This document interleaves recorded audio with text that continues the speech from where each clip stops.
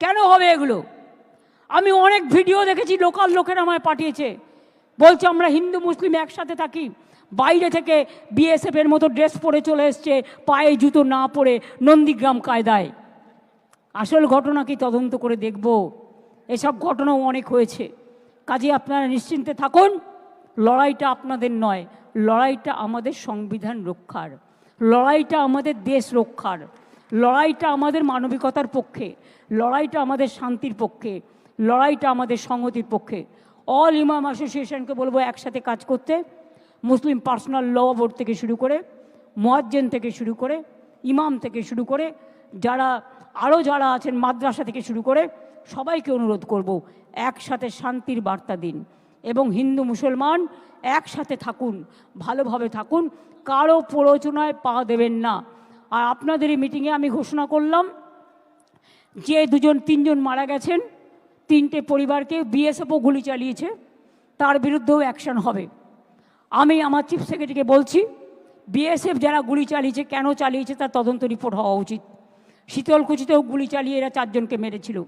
আমি বলবো যারা মারা গিয়েছে, আমি কোনো সম্প্রদায় হিসেবে দেখি না, মানুষ হিসেবে দেখি, তাদের প্রত্যেককে আমাদের সরকার 10 লাখ টাকা করে পরিবারকে সাহায্য করবে।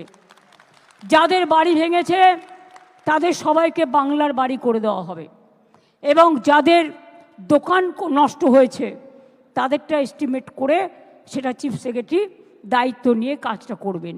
আমি এটুকু বলে আপনাদের সকলকে বলি, ভয় পাবেন না, এগিয়ে যান, ভয় পাবেন না।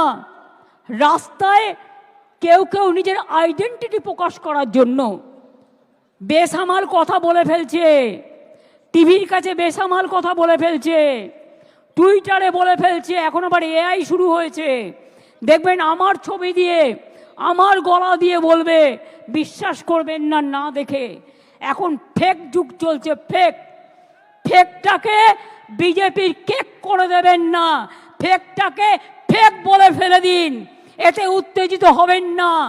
মনে রাখবেন, আপনি উত্তেজিত হলে আপনারা হারবেন, আর আপনারা যদি শান্ত থাকেন আপনারা জিতবেন, এই বিশ্বাস আমার আছে।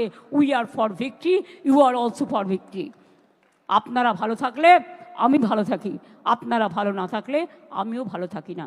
আপনাদের সকলকে শুভ নববর্ষ জানাই। নতুন বাংলায় শুভ নববর্ষ শুরু হয়েছে। সকলকে অসংখ্য অসংখ্য ধন্যবাদ।